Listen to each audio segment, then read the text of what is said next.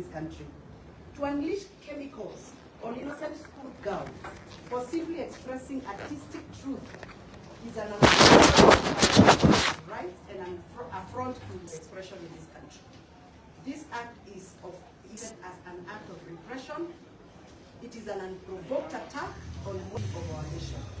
This attack occurred while the students were performing a politically charged piece, rightfully so, as a right of their expression on their conscience and engagement with civic issues that are happening right now in this country. Instead of fostering an environment for dialogue, they were met with violence, causing distress, and among remember, these are vulnerable members of our society. It is a violation of their basic rights and unforgivable betrayal of our shared values as a nation. We therefore call for immediate accountability. Those responsible for this disgraceful act must face justice. Silence in the face of this atrocity is a sign of complicity, and we cannot afford to remain passive when these extreme violations are happening to our children. Kenya must choose between tyranny and liberty. Finally, we stand firm in belief that the measure of our democracy lies on how we protect our children, our young people, and the productive age of this republic. We must act now to safeguard their rights and ensure that such brutality is never repeated again. I want my colleague to also continue with the statement. Thank you. I think first of all to note that Senator Malala is an accomplished playwright, and he has been doing this for very many schools since his days in the university. And I think what we saw happening in Nakuru last night and this morning is actually the lowest that the state agencies can go to as far as violation of the different freedoms and rights that are enshrined in the Constitution is concerned. If you read Articles 32 all the way to 38, you can actually see the freedom of association, the freedom of speech, the freedom of movement for Senator Malala has been curtailed unlawfully, since last night. It's also a violation of Article 43, where he has been forcefully arrested and unlawfully detained up to this afternoon. And this is further cements the ongoing negative credentials of the government as a government that is intolerant to its critics, as a government that will go out of way, even if it means violating the rights of children to prop itself up. And to me, this is an extension of the abductions that we saw. This is an extension of the Gen Z crackdown. Now we have taken it a level lower to innocent children, to dignified members of our parliament. And I think as parliamentarians, we are here to say this must stop. Let us leave our children out of this. Let us leave our children out of our politics. Let our children express themselves. They know their rights. And it is just important that we give them an opportunity. And whoever they want to guide them to express those rights, it is within their right. If they want Senator Malala as their director, he is a Kenyan. There is nothing unlawful that he was doing. So being denied that opportunity, it just shows that this government has reached a point of intolerance that is actually unacceptable, and we call out the security agencies, we condemn this attack, and we say this must stop. Thank you. Our Senator. Thank you.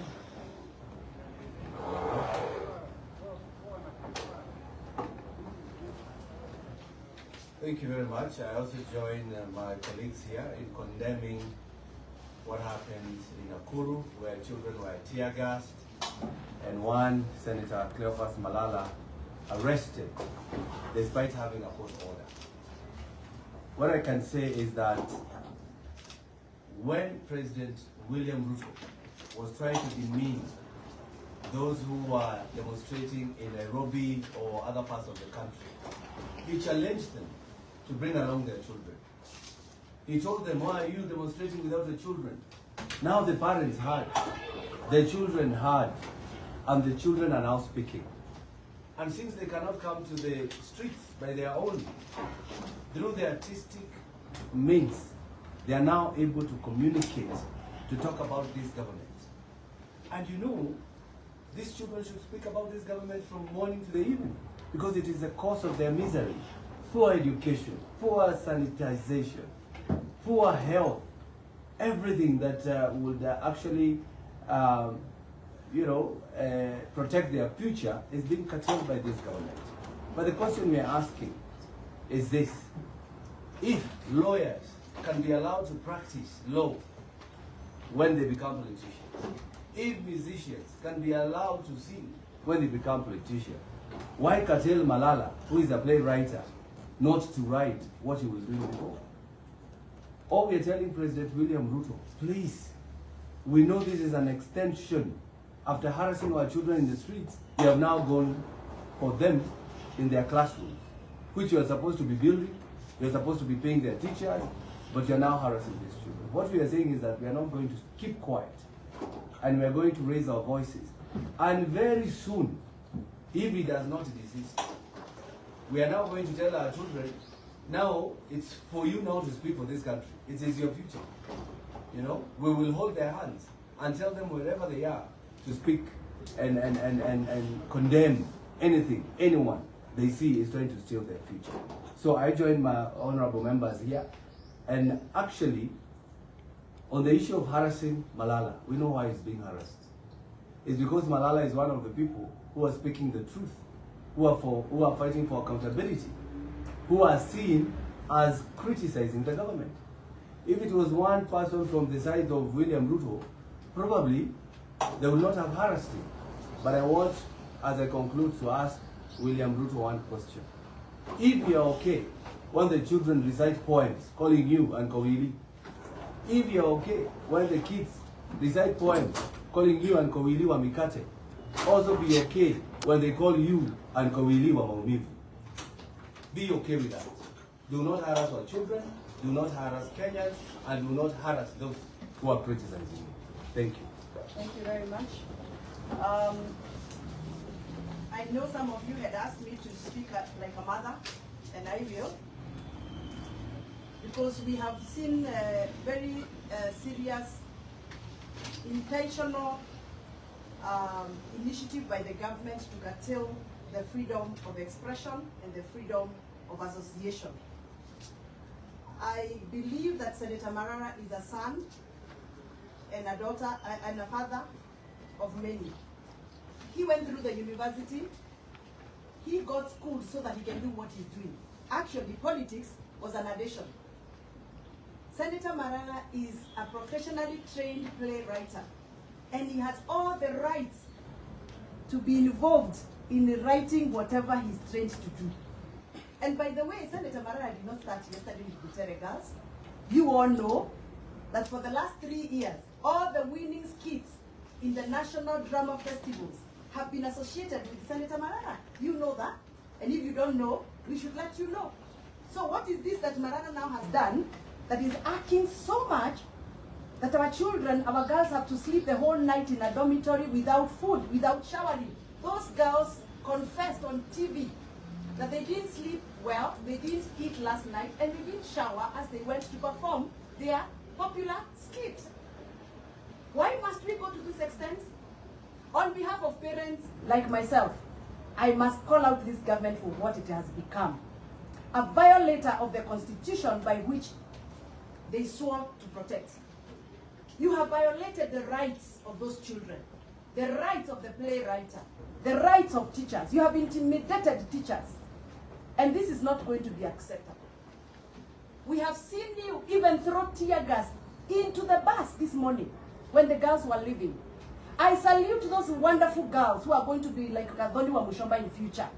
Well done, my girls. You must express yourself. We also are a product of what we did when we were in schools. We participated in those drama festivals. I remember when I was in school, we used to have a skit we used to call the government inspector. A book, a playwright that was written by the Nikolai Gogol, the government inspector. We played that skit, and that's why we are here today. So those girls must be encouraged. They must not be suppressed, but they must be encouraged. They are doing the right thing. And I salute those girls who went on stage this morning and refused to be intimidated. And they sang the national anthem, and they walked out of the stage. Well done, my girls. Well done. Don't buy fear. This is not the regime that we bargained for, and we must call them for what they have become. Now, going forward, we are not going to allow the police to use tear gas, which they buy through our own sweat, through taxpayers' money, to intimidate our children, either in the streets, in schools, or in universities. And this must stop, and stop with an exclamation, because we are not going to sit pretty and watch the government take over the rights of our young Kenyans. Thank you very much. Thank you. Hakuna maswali? I think we don't have questions because we are probably... Okay.